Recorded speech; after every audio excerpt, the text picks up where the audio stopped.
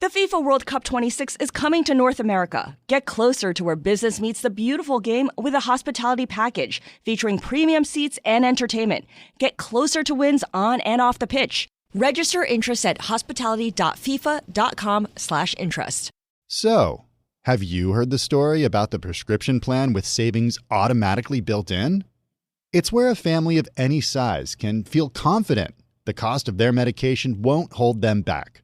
Go to cmk.co/stories to learn how CVS Caremark helps members save just by being members. That's cmk.co/STORIES.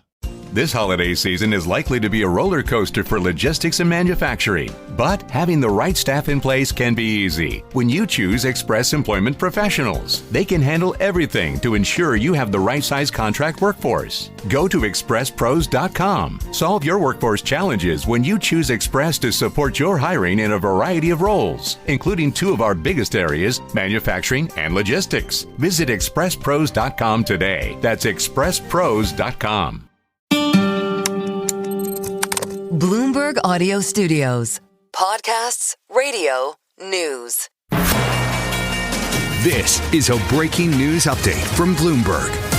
Instant reaction and analysis from our 3,000 journalists and analysts around the world. We're watching a lot of different companies, but I want to home in on one, and that would be Intel. Shares surging in the after hours. Just building the momentum to the upside. Yeah, 7% to the upside right now in the after hours.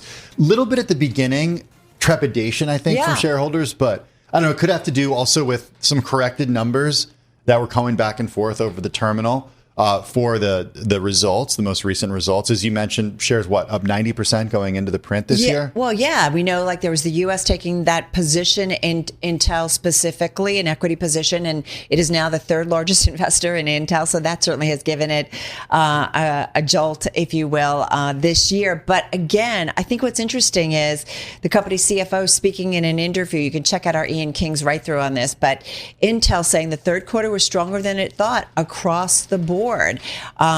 Server demand was a surprise positive. It feels like there's a lot of things that feel like the changes, the moves by Lip-Bu Tan, the CEO, maybe some of it's starting to pay off. Well, I wanted to see what Jay Goldberg has to say about all this. He's semiconductors and electronics senior analyst at Seaport Research Partners. He joins us from San Francisco.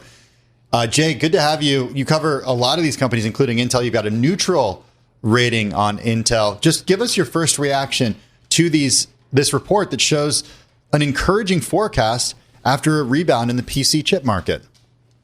Yeah, I think it's an encouraging step forward for the company. They've been through some rough times, and I think the driver of this quarter's results are their new products coming on stream using their 18A, their new manufacturing process, as well as some help from TSMC. So a bunch of new products starting to ramp into production and volume. I think that's helping a lot. And I'm most encouraged by sort of the gross margin outlook for next quarter. I haven't run through all my numbers, but it looks like it's much better than expected, which is important not just for the financial weight of that, but also it's a good indicator into how their manufacturing process is tracking.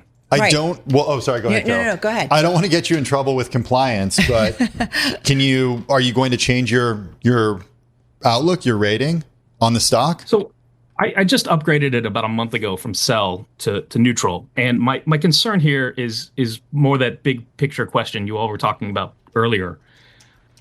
As much as this quarter is good progress and we're seeing sort of tactically they're moving in the right direction, the looming question over the company is what are they going to do with the fabs? Last quarter, the CEO Lip-Bu Tan said if they don't get a customer for Intel Foundry, an external customer for Foundry, they're going to stop doing advanced manufacturing. And I think that's one of these tough analyst calls because in the near term, if they stop doing that, it removes a lot of expense. Numbers go way up, stock goes up.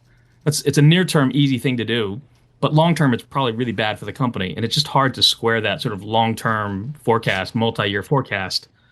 So I'm still on the fence. Hey, one thing I want to just point out, Jay, is that it looks like they're talking about seeing a fourth quarter adjusted gross margin of 36.5%. Third quarter adjusted gross margin was 40% against an estimate of 36.1%. Is that the number you were looking for?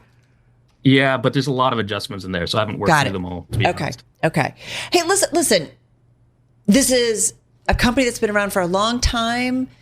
You're entrenched in how you were, what you were, different executives coming in to try and right this ship.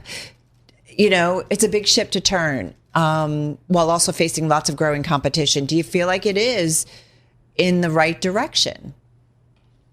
I think it's too soon to tell. Okay. I really hope it's in the movement in the right direction, but it's too soon to tell.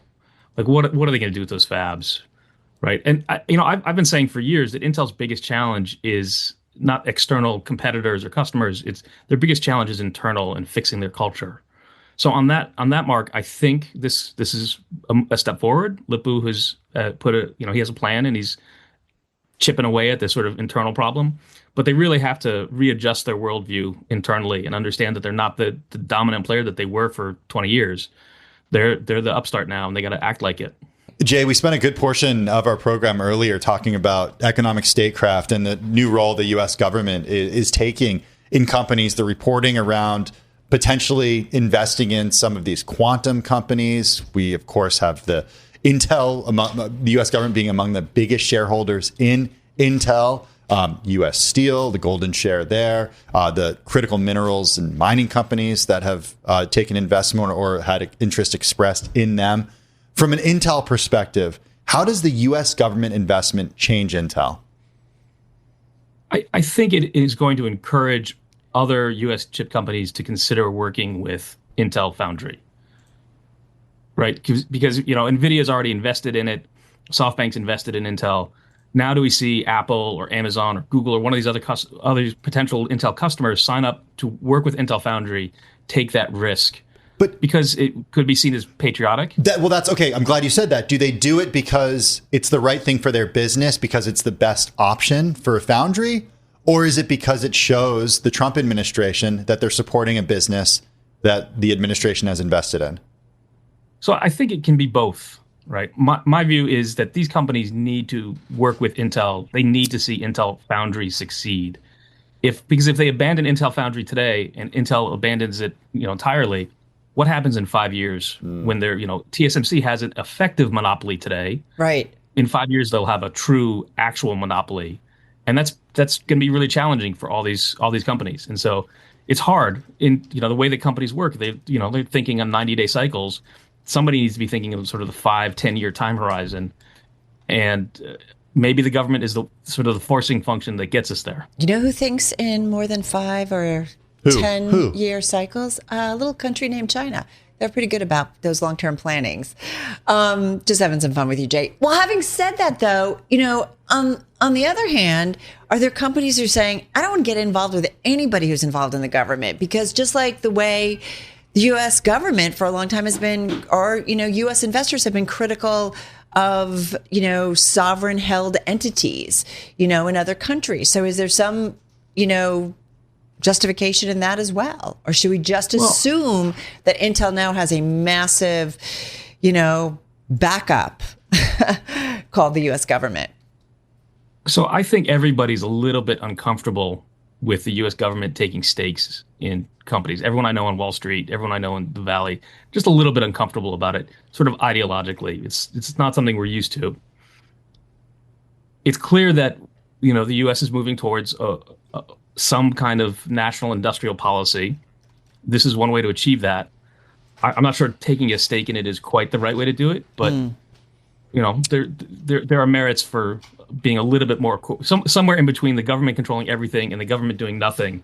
Maybe there's a happy medium we can find. Hey, 30 seconds on the call, or you're sitting down with Intel execs. What do you want to ask them? Just quickly. What are you doing with Foundry? Okay, that was quick. Right. So appreciate it. Jay Goldberg, thanks. Senior Analyst, Semiconductors and Electronics at Seaport Research Partners. We're looking at Intel continuing to trade higher here in the aftermarket.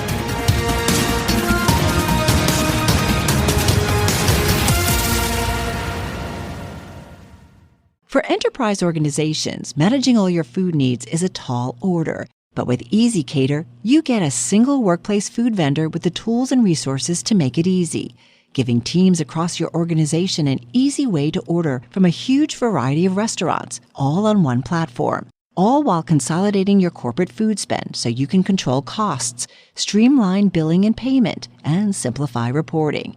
EasyCater, your business tool for food. To learn more, visit easycater.com/podcast. This podcast is brought to you by FedEx, the new power move. Hey, you know those people in your office who are always pulling old school corporate power moves? Like the guy who weaponizes eye contact. He's confident. He's engaged. He's often creepy. It's an old school power move. But this alpha dog laser gaze won't keep your supply chain moving across borders. The real power move? Having a smart platform that keeps up with the changing trade landscape.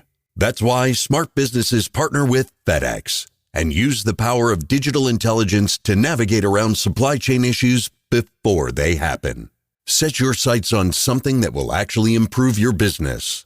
FedEx, the new power move. Mint is still $15 a month for premium wireless. And if you haven't made the switch yet, here are 15 reasons why you should. 1, it's $15 a month. 2, seriously, it's $15 a month. 3, no big contrast. 4, I use it. 5, my mom uses it. Are you playing me off? That's what's happening, right? Okay, give it a try at mintmobile.com/switch. Upfront payment of $45 for 3-month plan, $15 per month equivalent required. New customer offer first 3 months only. Then full price plan options available. Taxes and fees extra. See mintmobile.com.